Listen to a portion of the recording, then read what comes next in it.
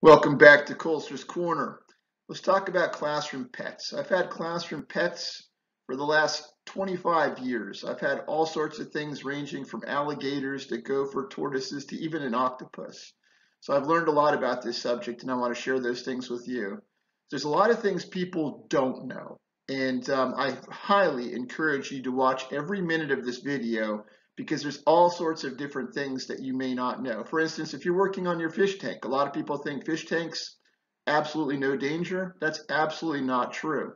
You need to make sure you unplug all the electronic devices, including the lights, to make sure nothing falls into the tank while you're working on it and potentially electrocuting yourself. Had you thought about that? So I'm going to take you through a lot of pitfalls that people don't know or may not see coming. So let's talk about classroom pets. I'm going to talk about the top 10 classroom pets that I sat down and I ranked them according to friendliness of the animal and the amount of maintenance it takes to keep that pet. I'm going to talk about the care required for each of these animals. I'm going to talk about potential risks for each of these animals and the housing that they are contained in. I'm going to talk about best practices as far as caring for these animals and making sure you're protecting yourself and your students. And again, I'm going to talk about issues that most people don't think about. I don't want you to freak out. I don't want you to say, no, I'm not going to have a classroom pet when you're done with this. I actually highly encourage that you do get a classroom pet. I'm going to talk about the benefits, but again, I'm going to put all of those things out there that could be potential pitfalls so that you don't fall into those traps and you can protect yourself from liability and different things. All right, so let's begin. I've had some really cool classroom pets. In this picture, you can see Dustin Lanier holding a baby alligator that we had from Gatorland. We actually hatched 2 alligators from eggs from Gatorland. And if that's something, if you're in Florida and that's something you want to do, you just need to call Gatorland, get the permits, go pick up the baby alligators, and they'll let you raise them in class. Now, there's a lot of pressure on that because, again, alligators are a protected animal. So you want to make sure that you do a good job raising them. We did an outstanding job and got a letter of commendation from Gatorland for the way we raised the 2 alligators. They left there very, very feisty and very, very healthy. So I've raised alligators, pulled permits on gopher tortoises. If you live in the Southeast, it's not difficult to pull a permit on a gopher tortoise. Just contact FWC or your state wildlife conservation group, and you can pull the permit because whenever they develop, they end up relocating these gopher tortoises anyhow. So you'll get a call within a couple of weeks and have a classroom pet gopher tortoise. Great pets, by the way. I think I have them in the top 3 or 4. I've had freshwater fish, saltwater fish, all sorts of lizards, newts, snakes, turtles, hamsters, and like I said, even an octopus. So over the course of time, I've had all sorts of cool things, and I'll share my experiences and walk you through the benefits and the pitfalls of several of these species and to just having a classroom pet in general. Also pictured on the top right is my daughter taking a little picture with the alligator right before we returned it to Gatorland. Welcome aboard. Responsibility. This is a double-edged sword. Essentially, this is one of the biggest reasons why you want a classroom pet, is so that the students can take on responsibility. But remember, if they don't get the job done, the job falls to you. So you're going to want to answer these questions. What are you going to do with the classroom pet over the weekend? This is one of the reasons I lean towards reptiles, is because they don't need to be fed over the weekends. Same thing with fish and newts. What are you going to do with the class pet over long vacations? Same thing. Reptiles tend to do well if you don't feed them for a week or so. Things like hamsters, you can load them up. So take that into consideration. What are you going to do with your classroom pet over the summer? If you keep classroom pets, especially high maintenance ones, plan on going up to the school at least once or twice a month, if not more, maybe weekly if you have high maintenance pets, over the summer. How much will the classroom pet cost you in food? A lot of people don't think about that. These things need to eat. I have a mealworm budget and I have a fish food budget that I end up going through every year. Who pays the vet bills? If you have an animal and it gets sick, you got to take them to the vet. Take that into consideration. And what happens if you no longer want the pet anymore? Let's say you have a pet that bites a couple people and the kids term it as mean and they no longer want it as a pet. These are all things you need to take into consideration. That's one of the reasons I like Florida natives is like I've green anole ranked #2 because if in Florida, if they don't like the green anoles as pets, I can just let them go. That's not true with other pets that are not Florida natives. So take all of those things into consideration. Here's another thing a lot of people don't think about. What happens if your classroom pet, especially if it's popular, dies? It's going to be a big deal, especially if you're in the lower ages. That's going to be the dinner conversation. Is Myron died today? And you're going to be the topic of every dinner conversation for your classroom when Myron dies. So take that into consideration. One pro tip, if you do lose an animal and you get there before the students do, you can always go to the pet shop and find a replacement that just looks just like it. But there is a chance if you have an animal that dies that you're going to have to be explaining things you may not be ready to talk about. With the exception of frogs, salamanders, and newts, virtually any animal can scratch or bite. So understand there's a legitimate chance that your students and yourself may eventually end up getting bit or scratched by the animal, no matter how friendly they are. One thing you can do to help avoid that is use some common sense. Let's say you have a snake. You don't want to handle mice or pet your cat before you come to school and then try to handle the snake because you're probably going to get bit the moment they smell that animal on you. So make sure that when you are having your students or yourself handling the animals that you've taken the proper precautions, especially wash your hands. If you're handling things like snakes or anything else that might smell something else on you. Be prepared to give the parents a phone call, clean up the bite, and you're probably going to have to fill out an incident report for administration so they know what's going on. Take all of that into consideration when you're selecting what you want your classroom pet to be. One of the things I will share with you is our #1 animal typically don't bite. They do occasionally, but they can't carry rabies. So that's, again, one of the reasons I made him #1. And we'll get to that animal in a moment. All right, hopefully you're still with me. I truly believe in keeping classroom pets. I think they're very, very beneficial educationally and can be a great reward system for kids. But there are issues you need to be aware of. Make sure you check your class rolls before the school year begins to see if anybody has an allergy to the specific animal you're looking to bring into the classroom.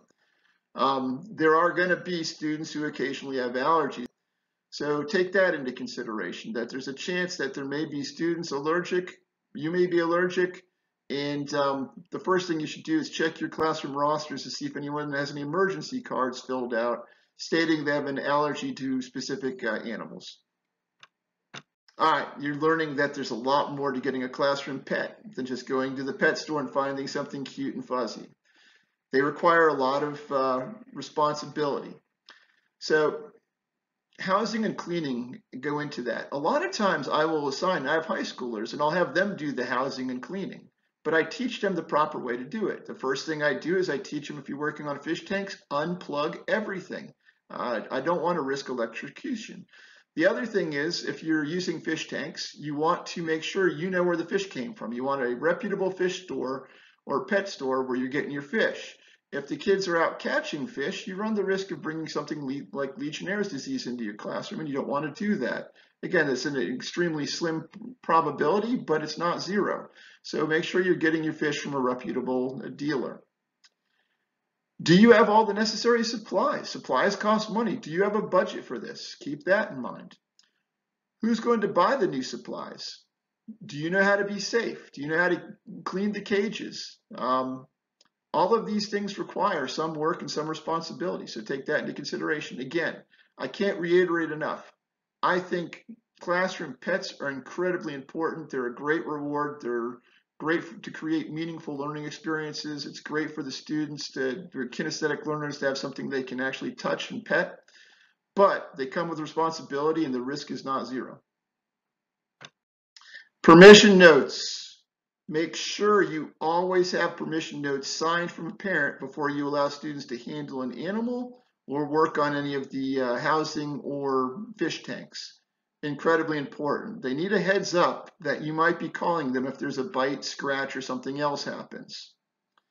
Give you a few examples. one of my absolute favorite students of all time. I think I would argue he's one of the top 5 most successful students I've ever had. Actually was holding our king snake one day, and he looks at me and goes, Mr. Cole, he's stiffening up. And this king snake stiffened up and then defecated all over his pants. So here's a pro tip for you. If you have a snake, don't handle them until they've defecated and gotten rid of the mouse that they ate. I guess we fed the mouse or the snake some mice 2 days before, and the student picked it up and it defecated all over his pants in the classroom. Another example, make sure you wash your hands before handling anything, especially snakes.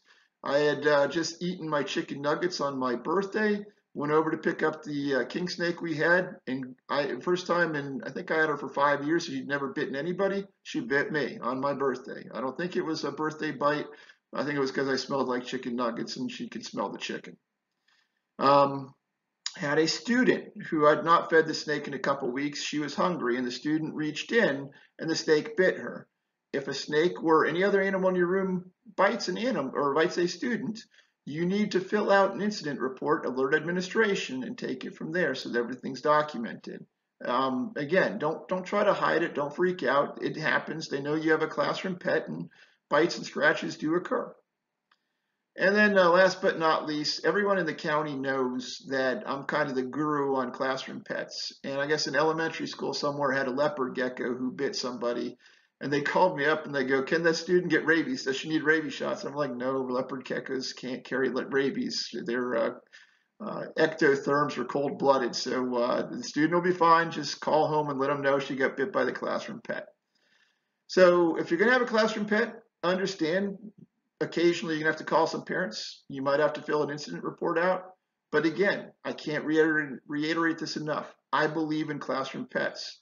They're great in teaching students responsibility, and they provide a lot of meaningful learning experiences, especially when you're talking about food chains and food webs and all sorts of different things. I can work them into a lot of different lessons. I really, really worry that I'm talking people out of classroom pets, but I am giving you worst case scenario on everything. Most of these things are not going to happen to you. But let's start a new thread here. When class pets escape. I was at home in the summer one year, and one of my colleagues called the house and said, Kris, come get your snake. And I was like, really? How do you know it's my snake? She's like, it's 3 foot long. It's black with a little bit of orange in it. It's your snake.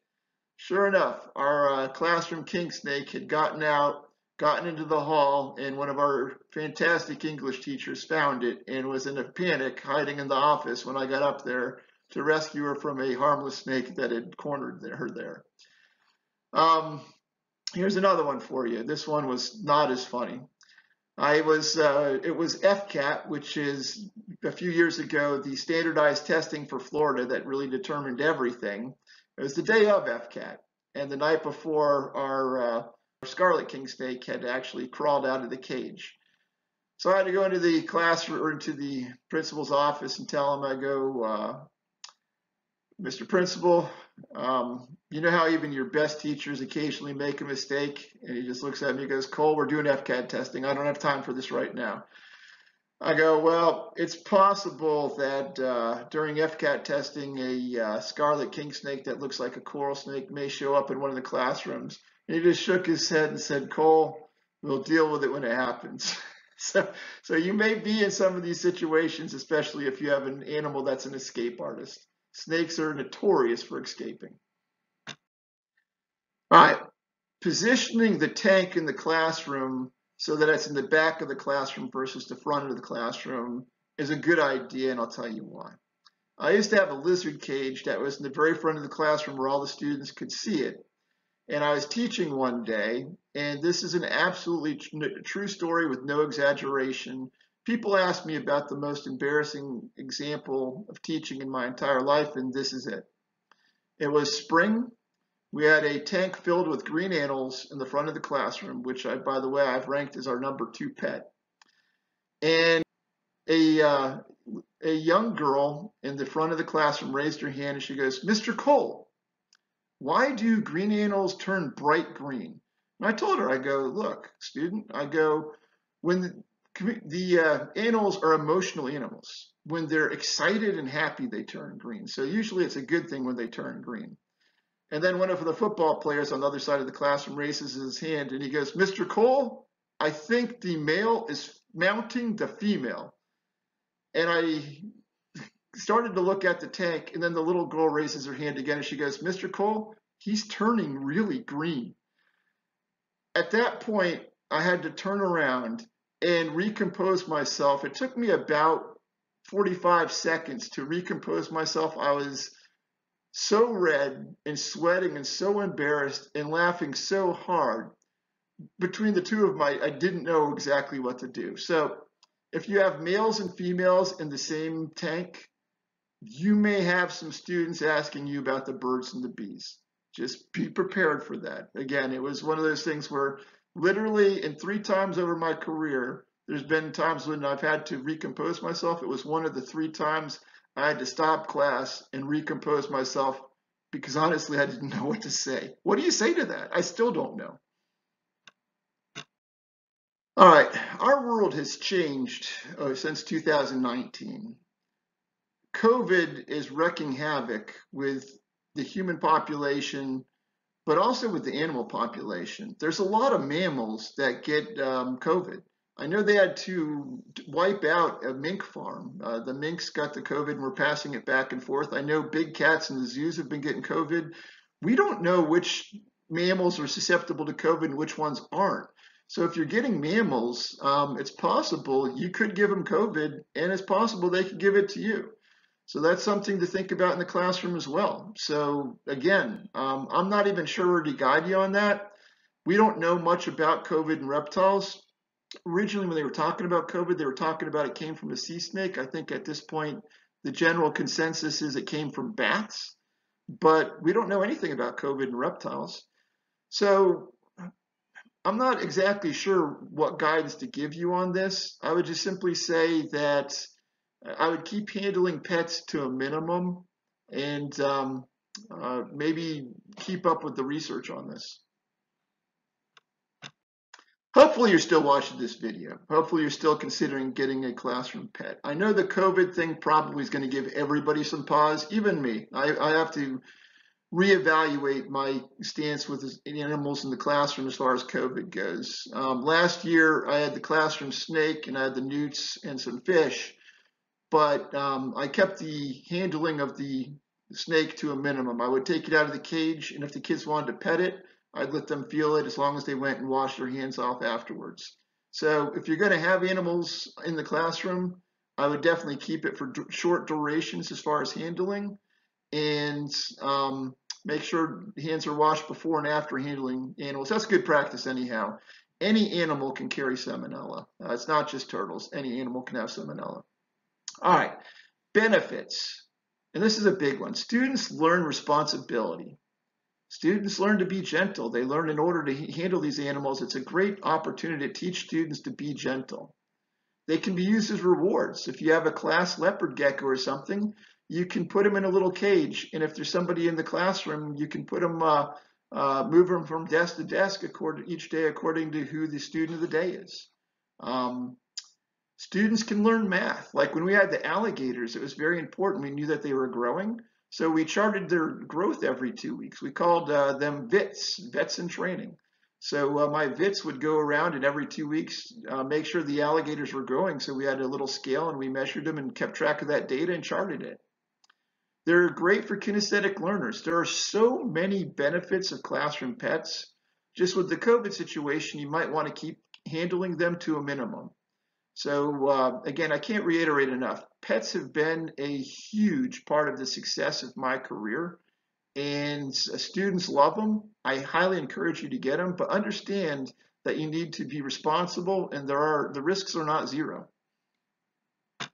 All right, as I stated at the beginning of this presentation, I ranked the top 10 pets for the classroom. Also, here are some honorable mention pets that are very popular in classrooms but require more work than some of the ones I mentioned later. Bearded dragons. Why did they not make the top 10? They require a very, very hot cage, So you need to make sure you have the proper lighting, and they require more maintenance than a lot of the stuff I talk about later. Mice, any of the mammals require more food and need to be fed either daily or almost daily and water daily. So they require quite a bit of effort to keep up with them. Also, mice, if you don't take care of them and change your cage frequently, they smell. Frogs. Frogs get honorable mention. They need to be kept moist. Rabbits, guinea pigs, ferrets, hedgehogs, gerbils, all of those things are mammals. They require more food and effort than most of the other things I'm going to talk about in this presentation. Again, they're worth having as pets, very, very popular pets, but they require more effort as far as food, caging, and general requirements overall. And also they may require vet visits once in a while. Another thing I thought about is growing butterflies for the classroom. In order to grow a butterfly, you can probably contact any of the major scientific dealers like Carolina Biological Wards, any of those places, and get caterpillars and have the students watch them turn into butterflies. Especially for younger grades, they love that. Then you can go release the butterflies. So that's our honorable mentions. Let's start our top 10. Number 10, rats. I've never actually had rats in the classroom, but I know they're super intelligent. They're very popular pets with a lot of teachers. I think rats are certainly a animal you might want to consider having in the classroom. Believe it or not, they get a bad rap because of all the diseases they carry in the wild, but they're actually very intelligent, very clean animals. Number 9, hamsters. There are several different species of hamsters. You have teddy bear hamsters, dwarf hamsters, and robos. Your pet store will be able to guide you to all three. Robos and dwarf hamsters are fairly high maintenance. They'll be running in their wheel while you're trying to talk and different things. Teddy bear hamsters are naturally lazy and sleep all day. They also tend to be easier to hold. If you have dwarf hamsters, you're going to potentially have some occasional nips. Teddy bear hamsters, you might get a nip or two as long as the students don't squeeze them. You should be okay. But in all cases, you should get used to handling them first before you allow students to handle them. So make sure you handle your hamster regularly to get them used to being handled, and then teach the kids to cup their hands, and you can gently place it in the cupped hands and let them hold it for a minute. So hamsters, again, really cool pet. And if you like racing hamsters, and that actually does happen, there are dwarf hamsters are the ones you're going to want to race. We used to breed racing hamsters, and I would give them away to certain students. I would let the students who wanted them take them home as pets. So something to think about. You can actually watch the entire miracle of life if you want to do so in the classroom. This would be a particularly good animal to deal with. All right, we're moving away from mammals. Again, the reason we're moving away from mammals, I don't think any mammals make our top 8 pets. The reason being that they need to be fed a lot, they need to be watered a lot, they're warm-blooded, and they require a lot of maintenance. Now we're moving into our cold-blooded animals. Turtles come in at number 8. The reason I don't have them ranked higher is they require UVA and UVB lighting put up over their cage so that their shells will harden correctly. So also you can't hold them. I mean, if you have turtles, I wouldn't let the kids hold them because of the potential salmonella, or even putting their hands in the fish tank to get it out, because you always run the risk of knocking a light or something into the water while your hand is in there. So turtles, great pet to watch, not a good one to hold. Number 7, another cold-blooded animal, newts. Really, really cool because they can be out in the land. They can also be in the water. Really cool classroom pet, just not something that you're going to want to hold. Unlike turtles, if you did hold them, they can't bite you. Turtles can. Again, and they don't require the special lighting that the newts or the turtles require. So coming in at number 7, a very, very low maintenance animal, the newt. Number 6 is a very popular one. You may even have it in your house. Fish. Fish come in at number 6. The reason they're not ranked higher is you have to feed them more frequently than the top 5 that we have coming up. Also, you can't pet them or hold them, obviously, and you don't want to put your hands in the water all the time. So coming in at number 6 is an animal that is fun to watch, but you can't handle it, fish. A lot of people wouldn't think about number 5, but number 5, coming in at number 5 is hermit crabs. The only downside to hermit crabs is that if the students do hold them, they could get a pinch. So, and if you get a big hermit crab, it could be a significant pinch that hurts a lot. So hermit crabs come in at number 5. Number 4, one of my personal favorites, the tortoise. It's a little bit higher maintenance than some of the other pets we've seen because it's going to require UVA and UVB lighting for its shell. But they're awesome pets. One of the things I would recommend is go pick up a kiddie pool from one of the local department stores, fill it up with sand, put 8 or 10 inches of sand in there, and then just let the gopher tortoise do his thing with a couple lights. Then throw in some veggies. I used to feed mine raspberries, and sometimes when the kids would be like, "He's got blood all over his mouth," I'd be like, "No, he was sharing lunch with me, and we had raspberries together." If you want to go for tortoise, if you're in the southeast, you can pull the permit on it by contacting your wildlife officers. For us, it's the FWC, Florida Wildlife Commission. And as soon as the development runs into a tortoise that they need to relocate, he can move into your classroom and become the classroom pet. He's going to live longer than your career lasts, probably 100, 125 years. Your career will probably only last 30 or 35. So it might be your class pet forever, unless, of course, you do like my buddy did. And he took our classroom pet, the gopher tortoise, his name was Speedy, put him in the backyard to get some sun, and a hawk got him. So don't leave your tortoises unattended in the backyard. Number 3, king snakes. In particular, Florida king snakes. Florida king snakes are awesome. I've had Florida king snakes my entire career, the full 25 years. And over that 25-year span, I've only had 2 people bitten. Once it was me because I ate chicken nuggets and did not wash my hands. The second is a student. I don't know if she handled a rat or if the snake had not been fed in a while, but whatever, the snake bit her. I'm not sure what happened there. But my Florida king snakes have been handled literally by thousands of students because a lot of times when educational events are going on in the community, I'll allow people to take my snake to those events because they're used to being handled. One thing I do is when I'm feeding them mice, I always put latex gloves on my hands before feeding them the mice. That way they don't smell any human scent on the mice when they're eating them. They associate mice as food. They associate humans as I'm going to get out of my cage and be held for a while. So some tips for the Florida king snake, but very, very low maintenance, something that you can leave. You don't have to feed them but every 2 weeks. I mean, I feed mine once every 3 weeks or so, and she does just fine. Very, very low maintenance animal and easy to take care of. I've been taking care of green anoles since I was about 6 years of age. Even up in Massachusetts, I used to buy them every year, and they're just the coolest pets. Even if they bite you, it doesn't hurt. And they're low maintenance. You just throw them in a tank, throw them in some mealworms once a week, twice a week, throw in some crickets or something, mist their cage, and leave them a little water bowl, and they do exceedingly well. So green anoles come in at number 2. Again, they're the ones that were guilty of the forcing me to talk about the birds and the bees in front of a class. But overall, for the most part, green anoles are really awesome, low maintenance. You don't have to worry about them over breaks or over the weekend. Great pets for a classroom.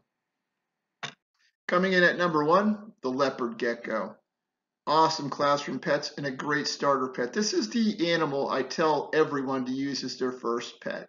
I eventually got to the point where I had 2 alligators, an octopus, 2 gopher tortoises all in the same classroom.